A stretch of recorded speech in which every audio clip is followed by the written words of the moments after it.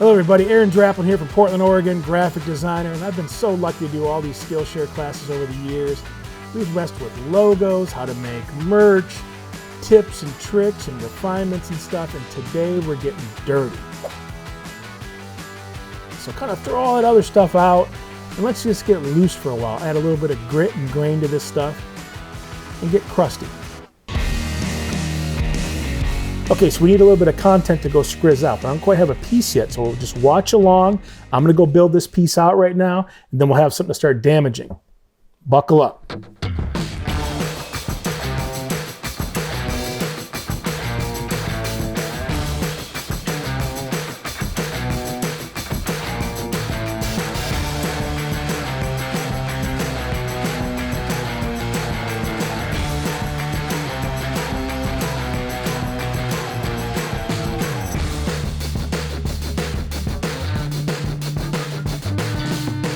Okay, thanks for hanging in there and watching that little time lapse. Now we've got something to play with.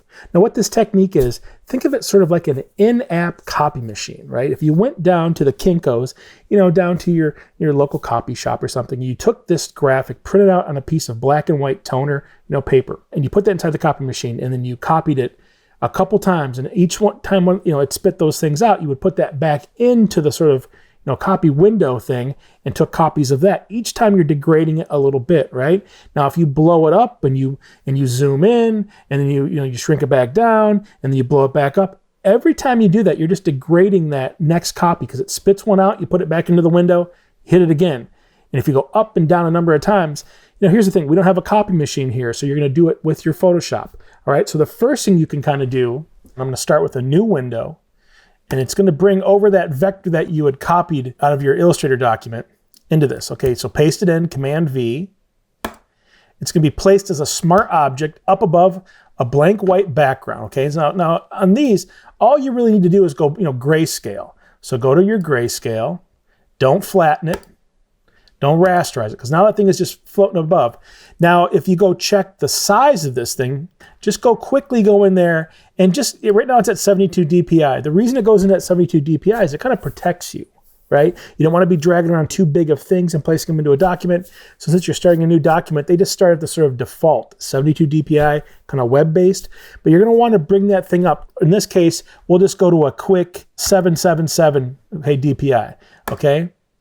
So now what that means is when you take a look at this thing, it is super, super crisp inside there because that is a 777 DPI vector smart object up against a white background. Now let's give it a little bit of breathing room, go into your canvas size, and we're gonna go from 5.1 to 6, and we're gonna go from 7.3 to just 8, okay? So it gives it just a little bit of breathing room. So you can see this now, you've got this extra little space. So now what I want you to do is I want you to go and take those first two layers, and I want you to go Command J, and that's going to make a new layer of each, and then Command E and flatten the two. This is a copy to play with, right? Now do it again, Command J. Now you've got a layer up above the original vector piece, and then your original white background. So what you can do, you can blur everything out.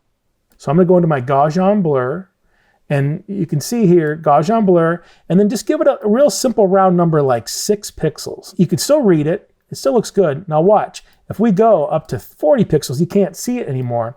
But let's just stick with 6 pixels. And now zoom in and look at the type. You see how it goes from a dark value all the way down to a white value right here.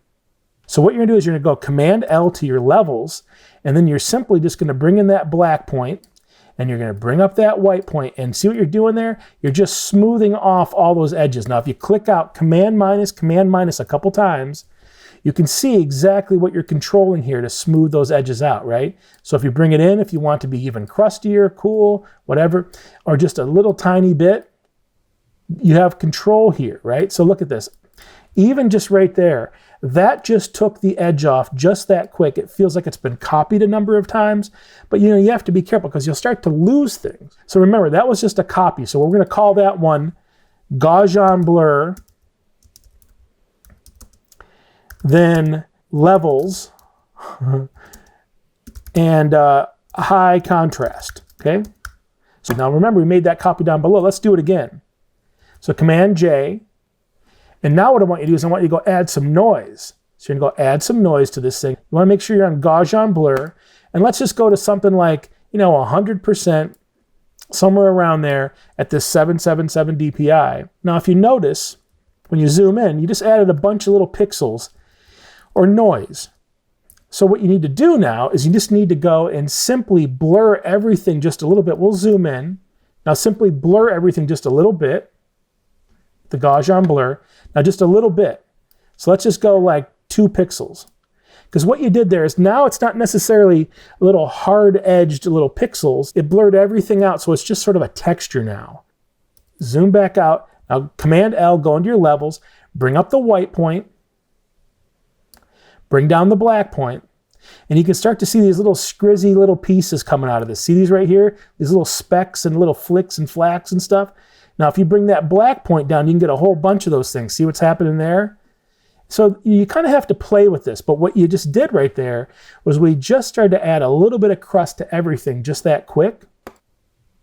We're going to call this one Add Noise, then Gaussian Blur, the whole layer, and then using your levels, get the contrast super high by making it black and white. So you can turn that one off and then do it again, because remember we just have a copy again. Let's do another copy, Command J. Let's try this one and get a little weird with it. So okay, to review, we're going to go add a little bit of noise. We're going to go real quick. Add a little bit of noise.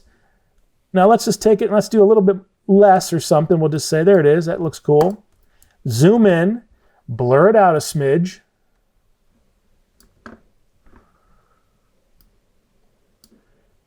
Now come back to the start of this thing. Command 0 brings you back out to the full document. Command L, bring up your white point. Bring down your black point. You can start to see all those little bits and bobs and little pieces. Now this is where you can start to experiment, right? Remember, if you want it real chunky and crusty, let's try it like that first. Okay, now you're gonna go into your filters gallery. You're gonna go find one called stamp. Okay, there it is. Now see what it's doing right here? It's giving it this, like you can see here, you can go really, really light. And you can smooth things out.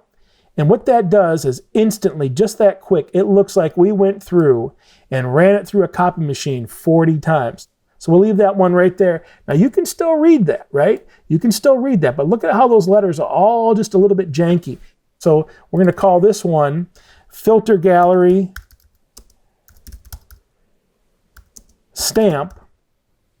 And now watch, if you use that thing again, make another version of that layer, we're going to go to that filter gallery, into the stamp again.